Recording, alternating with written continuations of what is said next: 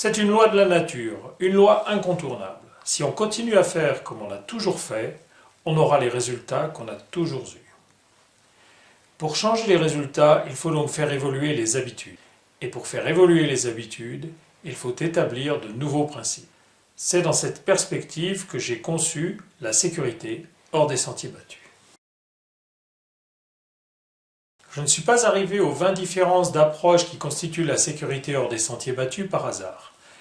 Les différences d'ordre politique, managérial, organisationnel et technique résultent d'une construction progressive sur 13 ans dans des fonctions opérationnelles complètement imprégnées de sécurité. Ces fonctions baignaient dans 4 cultures sensiblement différentes et très complémentaires. D'abord, une sécurité militaire marine. En tant qu'officier sur le porte-avions Foch, à terre, je m'occupais de la prévention sur chantier et à la mer de la sécurité de navigation. Ensuite, en tant qu'ingénieur de fabrication d'un produit particulièrement dangereux, j'ai pratiqué une sécurité chimique industrielle dans un environnement extrêmement participatif et rigoureux. De là, tout en installant un système informatisé d'aide à l'évacuation des populations, j'ai œuvré dans un bain de sécurité qu'on peut qualifier d'identité d'entreprise. Dans ce grand groupe mondialement reconnu comme précurseur, la sécurité constituait en effet à la fois son identité et même son image. Et enfin, cela devait arriver, la sécurité réglementaire m'a rattrapé. J'encadrais des prestations de conseil pour l'industrie et les ERP, en hygiène, santé et sécurité du travail, en prévention des incendies et en protection de l'environnement chez un grand du contrôle technique. Ne fit-on que des épingles, il faut être enthousiaste de son métier pour y exceller, nous dit Diderot. J'ai donc choisi par vocation de poursuivre ma carrière salariée avec la conduite de 2 changements de culture dans des fonctions de direction sécurité. Le premier changement a eu lieu sur un périmètre de 2000 personnes. Leur culture était commerciale et logistique. Les activités étaient réparties par petits sites chez les clients et sur les routes d'Europe de l'Ouest. Tout était à créer. Le second changement concernait 15 000 personnes, de culture cette fois essentiellement technique, les activités se déroulant principalement sur chantier, en France et au grand export. Leurs résultats étaient les meilleurs de la profession, mais en dépit des efforts, ils stagnaient depuis 10 ans. Là, au contraire, tout était à induire. C'est finalement l'ensemble cohérent composé du meilleur des 4 cultures sécurité initiales, combiné aux spécificités de ces 2 changements de culture réussis, que j'ai baptisé à la création de Desclés en 2004 la sécurité hors des sentiers battus. Mais ce n'est pas tout. Quand on parle comportement en sécurité, on pense le plus souvent implicitement au terrain. Or, le contexte compte beaucoup.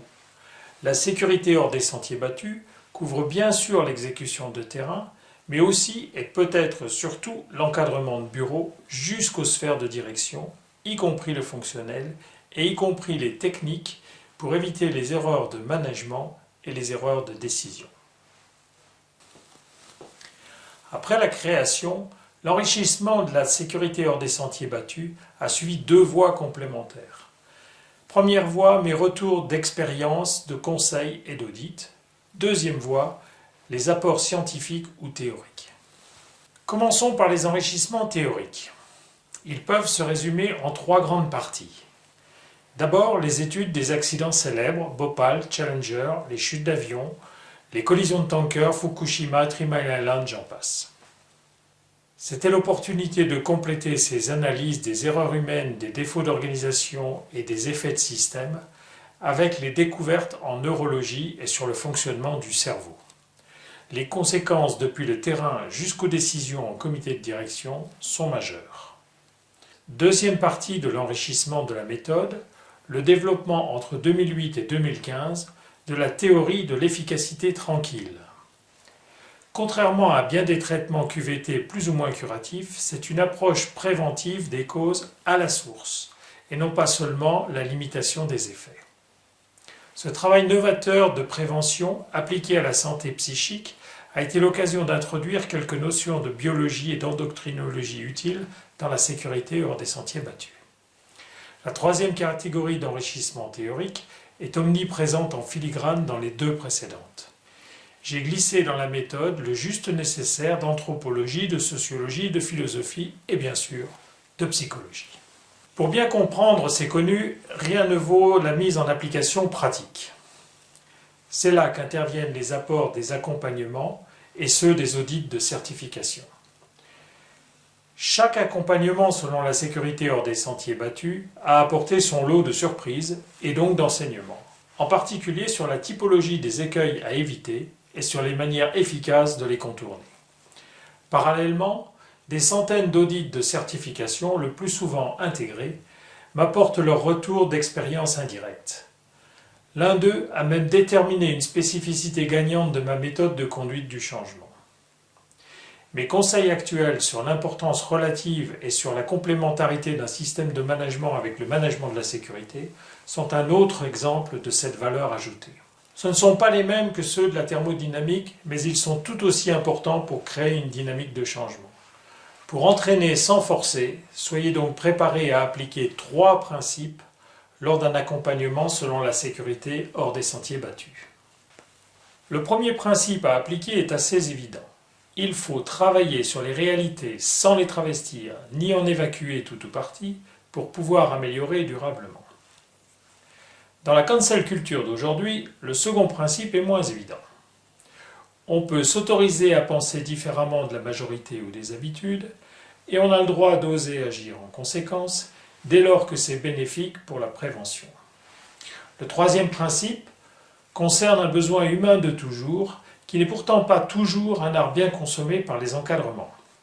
Mieux vaut pratiquer la recherche du sens, de la vérité et de la cohérence si l'on veut entraîner sans forcer le plus grand nombre. Pour synthétiser, c'est donc aujourd'hui cet ensemble complet, mûr et sûr qui peut accompagner votre situation vers vos ambitions sécurité. Votre changement de culture sera profond, autonome et durable.